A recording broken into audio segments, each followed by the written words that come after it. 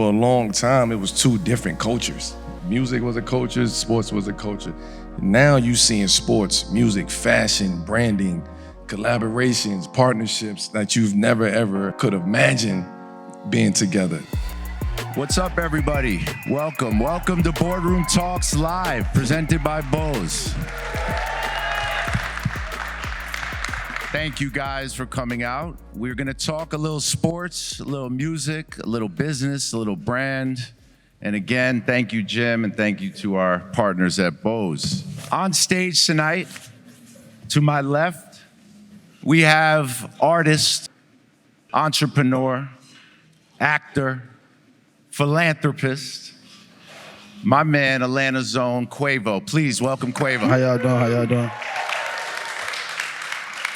Jim, I don't have as long of an intro for you, my friend, but my partner and a big supporter and somebody who has encapsulated the intersection of both sports and music through his role as CMO of Bose. Please welcome Jim Mollica. Thank you. And in the middle, we have NBA legend from New York and Bmore, businessman, and just today, fresh off the presses, first ballot Hall of Famer, Carmelo Anthony. Yeah.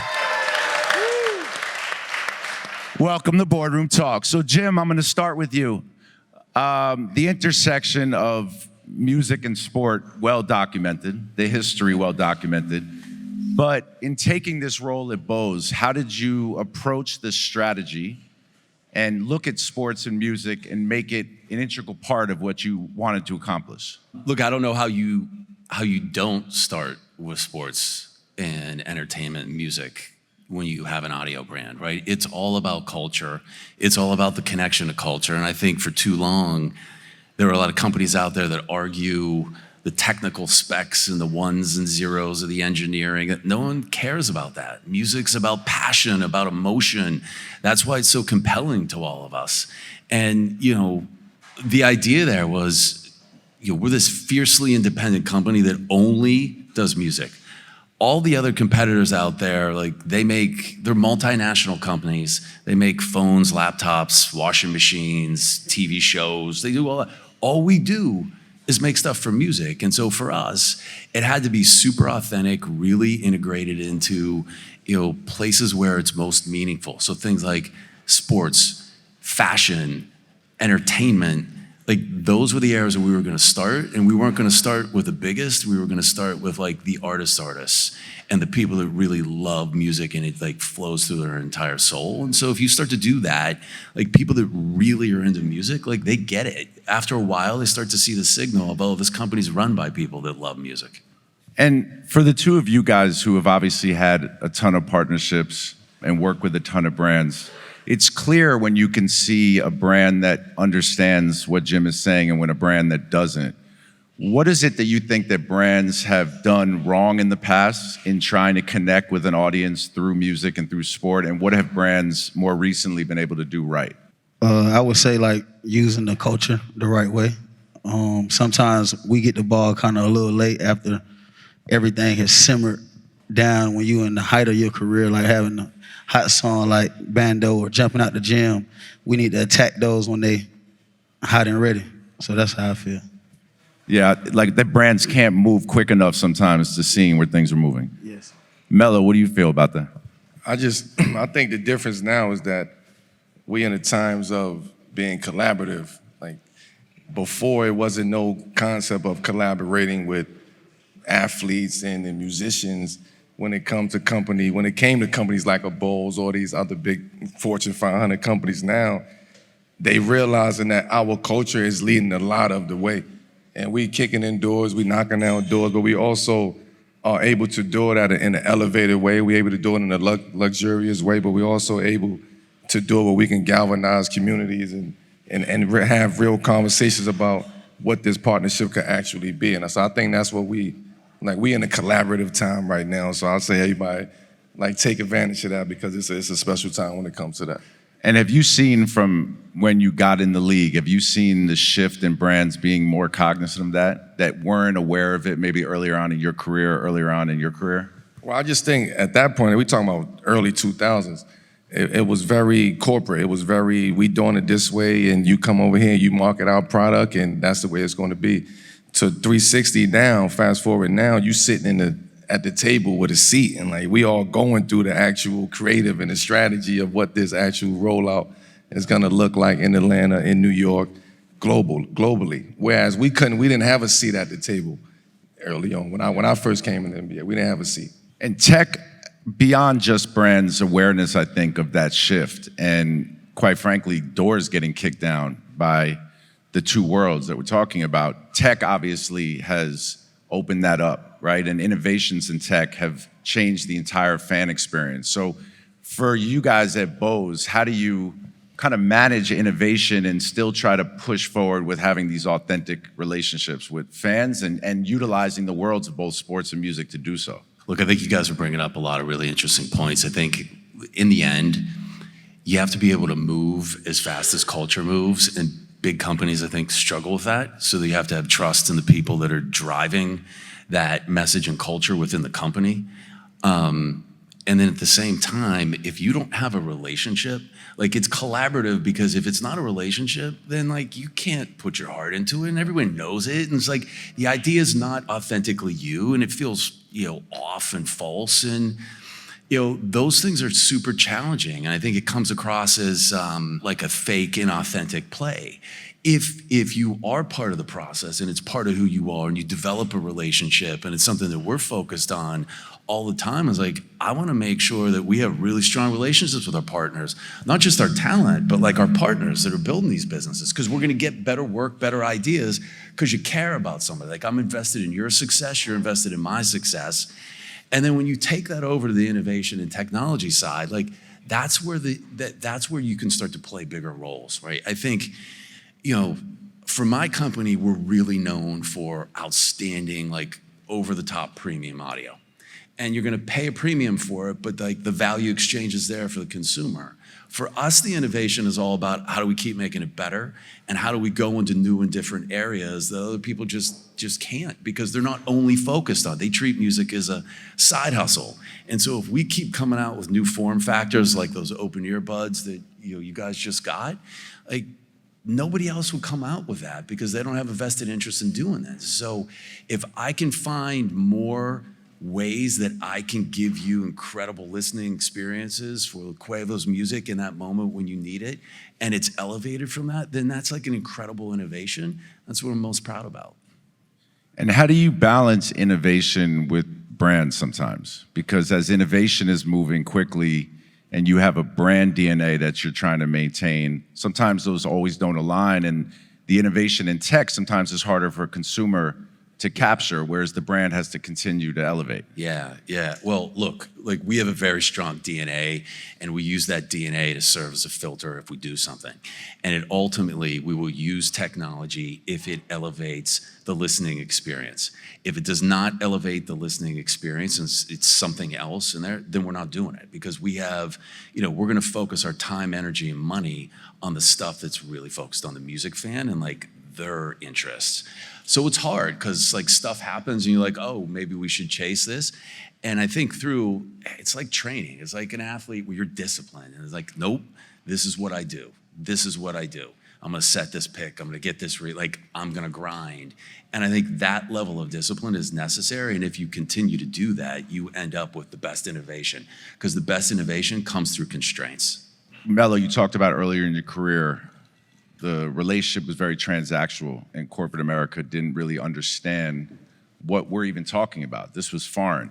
And I came from the music business, where I think that conversation shifted first in a lot of ways, and then has transitioned over into NBA culture. And now being in sports, in a lot of ways, NBA culture, I think, kicks doors down even before hip hop culture has, even though they're very intertwined.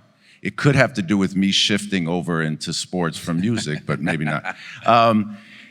For you, Quavo, obviously basketball has played like a big part in your DNA, right? From playing, from rapping about it. What would you say the game of basketball has done for you as a star in this world, in terms of inspiring your music, your movements off the studio, so to speak? I mean, I feel like basketball was like my plan A. everybody dream, you know, and I was an athlete growing up, so it's kind of like either I was playing basketball or listen to some music to turn me up. So that ended up being my plan B, unfortunately, music. So like I just think like me experiencing both sides, I always use players as references. Like I said, Jumping Out the Gym was one of our songs that actually took our career off alongside Bando and Versace. So it was those three songs that helped me out, me doing player references, and all my ad libs is balls going in the bucket, you know what I'm saying, splash and, you know, stuff like that. So it's second nature to me. And I look up to these guys and shit, we used to either dress like them, play basketball, and go do some bad shit and make some music. So it's just like a formula of my life. I don't know nothing else. And this for you and for Melo, have you guys seen that shift as well in terms of just the power that NBA culture has had from earlier in your career or even earlier in your career where I think it was the reverse, right? And you saw so much influence coming from hip hop in sport, and now I think it happens so much on the other side. There's so much intertwined when it comes to music and sports. Again, we can't get ready. We don't work out. We don't train without listening to music. Certain songs make us do certain things on the court. It's a vibe that we get. It's a rhythm that we look for from maybe a song that Quavo was doing. We trying to identify something in that song that make us take us up to that next level. So when you talk about collaboration and culture, for a long time, it was two different cultures. Music was a culture, sports was a culture. And now you see in sports, music, fashion, branding, collaborations, partnerships that you've never, ever could imagine being together. So that's what we're seeing now. So the growth of our community and just the industries is all intertwined into one now. So it's very hard to identify the NBA, music, fashion, it's all intertwined now. So as far as the collaborations and all of that goes and where the game was at then and where the game is at now, I mean, if you think about it, there's no sports without music. You can't be in the arena warming up before the game without no music. You can't, you know what I mean? We need that type of energy. So music and sports will always go hand in hand. Even down to the fashion, you know, so like early 2000s, them boys was looking like they can drop an album with the chains and the ice back in the day. So like, it just made great sense, you know, to put it together. Melo and I were talking like 2 weeks ago, and he talked about how underrated he thinks his Nuggets era was in terms of influencing style and dress and culture. I'd love to hear both of your guys' kind of point of view on that era, because when he said it, it was so obvious. It was so eerily similar in a lot of ways to what the Fab Five did. And then with that, Jim, I'd love to know how you approach talent. You guys obviously have a relationship with Anthony Edwards. And have signed a ton of people throughout sport and music, but how you've looked at talent and approached talent and what your kind of filter is in terms of what you want to look for in a partnership, and less so in terms of what you mentioned earlier, but more so in terms of just what kind of mimics the DNA of what Bose wants to communicate. You don't sign an athlete. We don't sign an athlete. It's different. Like, I used to work for Under Armour. It's different. Like, you sign athletes, they represent, you know, a sport for you. Here, I'm looking for really passionate music fans that, you know, what Melo was saying, like they use music to get up, to get into the grind, to train, to be focused before the game, or they're going through the tunnel. It just flows throughout every aspect of who they are. And, you know, with Ant and getting to know him a little bit, started to talk to him, is his passion and love of music. If he didn't care about music and it wasn't so important to him in his life, we never would have signed him. I mean, he's an incredible player. We're super selective on all talent when it comes to that. It's like, what's your connection to music? Like the deal, you know, when we first started talking with Ronnie from Kith, the deal we didn't really go down a path of partnership until we bonded over 90s hip hop. And then we started exchanging playlists, and then it happened, right? And I think it has to be that kind of connection and that kind of vibe with somebody. It was like, oh yeah, like they're one of us, then you're in. And that's what happened. That's how we do it. It's a little bit of science, but a whole lot of art and feel. You're obviously able to identify people, right? Like we talk about Ant. I mean, be blind to not see the impact that he could end up having on this league and on people and on culture.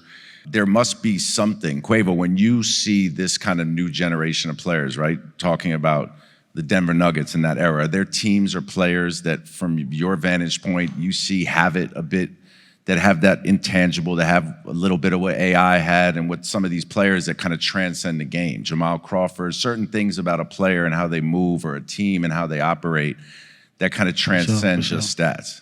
Yeah. Ant, I've been knowing Ant since he was like 16, 17 years old in high school. We used to go pick him up and ride around Atlanta and make sure he was taken care of, and made sure his head was on straight. I'm one of the first ones that gave him a culture chain at the McDonald's All-American game. Just seeing it on him, man. We already, like, sometimes it be in you and not on you. And Ant was one of those ones, and coming from what his background, you know, having that hunger and drive from losing loved ones, you just see it, the character that you're gonna be great, and you got a spot in the world, you know. So he a special kid. When we did that deal with him, he was a rookie. Like, it wasn't like in the last year or so with all these things. It was still as he was coming up, to be able to see that in him, like Quavo said, like, you saw it early, and being able to be a part of that and build with him was really important for us. And I'm one of the first ones to say, man, that boy play and look like Jordan. I swear to God.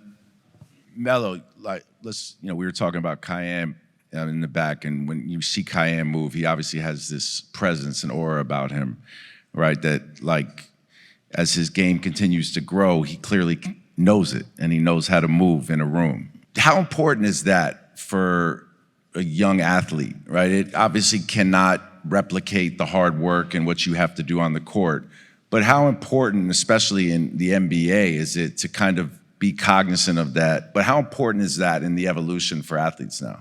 It's very important. I mean, it's basketball. You got basketball, right? He's playing, he's developing, he is understanding the game. He's only 17 years old, right? So a lot of times we put a lot of pressure on our younger generation to go out there and be this superstar at 17 years old. With me, I'm on the flip side. I still got to be a parent. I still got to be a father. I still got to teach him. It's things that we still have to go through this process of. And then, oh yeah, by the way, we're going to go work out. We're going to go talk the game. We're going to watch the game. It's just little nuggets that I can give him from being inside the NBA or being inside the game that the average person just won't understand what I'm talking to him about. So when you're getting that information at 9, 10, 11 years old, it's only right by the time it's starting to connect and click, it's autopilot. And I think that's what we're seeing with Kai now. We've been talking about this journey and process for so long that now it's starting to connect. The game is starting to connect. His maturity is starting to connect. Like you say, he got aura. He think he the fly. Like he got a different type of aura with him also being in New York and running around in those streets and getting that. But then this generation also has a different business mindset. It's like do it yourself today. Like they have the opportunity to do things that we couldn't do. They got more resources. They got more people that support them. They got collaborations that you can go to. Like they working on themselves. Yeah. Whereas I'm always now learning. I got to stay 2-3 steps ahead of them because they the ones that's making this industry and this game go. So it's difficult a little bit too because you got to really strategize and really understand what the hell is happening out here. Yeah. And I'm on both sides of it. I'm on the business side of it. So I got things that I got to tell him that I didn't think I had to tell a 17-year-old. But now with the way that they getting money today and the way that these NIL deals and all of these collaborations, I gotta be real with you. So now I gotta talk to you about taxes at 17 years old. I gotta talk about how you budget at 17 years old. At 17 years old, we was running around. We ain't know nothing about no budget. You give me $100, we gonna bust that down with our friends. We had to learn it. We had to learn math and how to budget the hard way. Now you're able to see. I told him the other day, I said, you in my tax bracket now. You 17 in my tax bracket. You part of the 1%. So now I can't hide that information from you. I gotta tell you, you're getting 60% of your money taken. Yeah. Don't ask me where's that. I ain't got it. You know what I mean? So those are the conversations that we have to have. They fun conversations because he's on the right path and he wanna listen, he wanna learn, but it takes the kid, it takes the individual to understand exactly what they want. But this ain't overnight. This seed been planted for a long time. Quavo, for you, Does the business of music ever, in your mind, interfere or get in the way of the beauty of making music for you? Sometimes, for sure. You just got to get it right, but you always know it's more people. I feel like you said, like 1%, that's a 1%. So like you dealing with that behind the scenes, you got the world to still feed in your position. So I never make my fans be halted because I ain't get my business or something together. I got to do that. That's something I started. I got to finish it. Do you think the conversation about business and making money and building your own brand for young artists has, in a lot of ways, allowed them to sacrifice like the art of the music? Most definitely. You know what I'm saying? Sometimes you don't get what you want from the building, so you hold out on art. You know what I'm saying? You hold out on being creative. Sometimes when you just one hit away from changing everything in the room or changing everything in the building. So I feel like you shouldn't stop your creative process. It's just like if you shooting 0 for 30 one night and have a 50-point game, three games straight, here come the shoe deals. So you just gotta keep working and keep shooting that shot. Yep, straight up. Jim, from when you started till now, Bose has grown. I think the halo over the brand, you've done an incredible job. What is success starting to look like for you, and like, what do you want to achieve out of this kind of era that you're having right now at the company?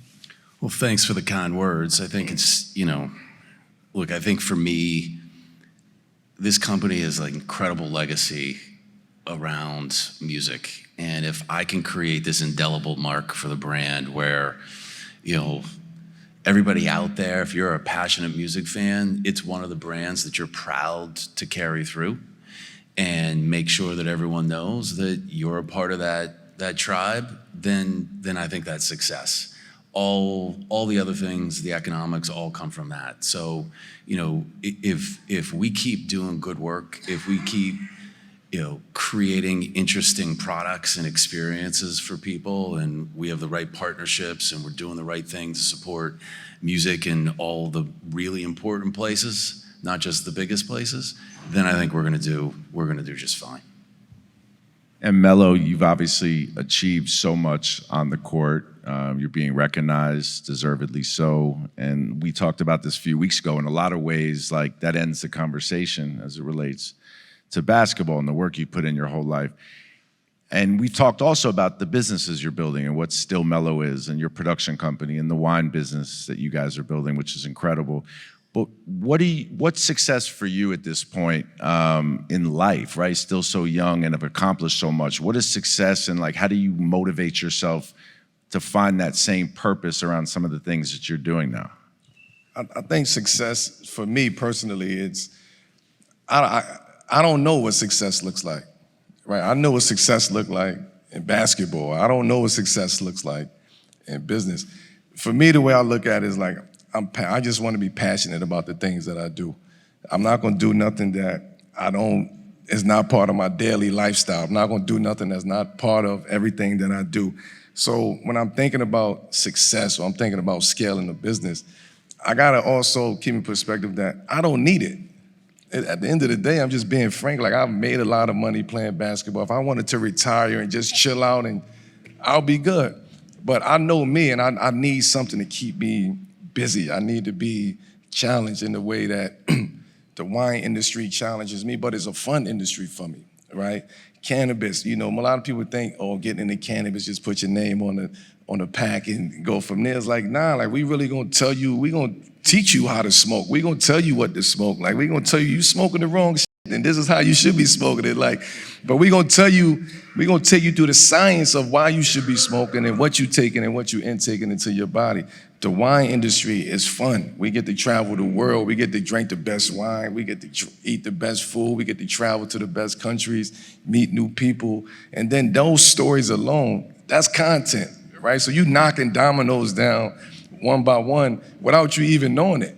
I'm knocking 3 dominoes down by traveling to France and doing the wine, because I can create this content and I can put it online. And I also could create a dinner and bring a top chef from around the world and create this whole experience and bring Quavo in to do the music. That's how I look at the actual business. So for me, that's success for me. right? We have these different pillars. They all different businesses, but at the end of the day, it all makes sense as part of the ecosystem. It's different for an artist than an athlete, right? There is no kind of end date in some ways. I think two-part question. Do you feel like you'll make music for the rest of your life, regardless of what like traditional success may look like, record sales or selling out arenas? And for you, with the success you've had, like how do you look at new challenges? How do you drive yourself to find purpose when you work so hard from a young age to kind of get on, right? Like that's the first goal ultimately, to make sure you can get money to take care of your family. Then it's generations you want to take care of. Then you want people to regard you for what it is that you do. But how do you continue to push yourself to find that purpose and to find what success looks like for you? Just being where I come from, just coming from nothing, being black, young, one parent, mom. I just feel like I just want more. It's never enough. I want more for my family. I feel like I need to help more people. So, and I got kids that's relying on me. That's like, I'm talking about like basketball kids, Huncho 7-on-7, Huncho basketball in my town. So I feel like if I come down slacking, they gonna try me. So I can't never be not off my shit.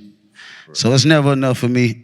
I'll be 50 still performing. I'll be whatever the people want. I'm still gonna be here standing, as long as God, giving me breath. I ain't mad at my life I'm choosing, so I'm good. These weekends have changed a lot, right? From what All-Star Weekend was for you earlier in your career, I'm sure for you earlier in your career, and when you were at Under Armour.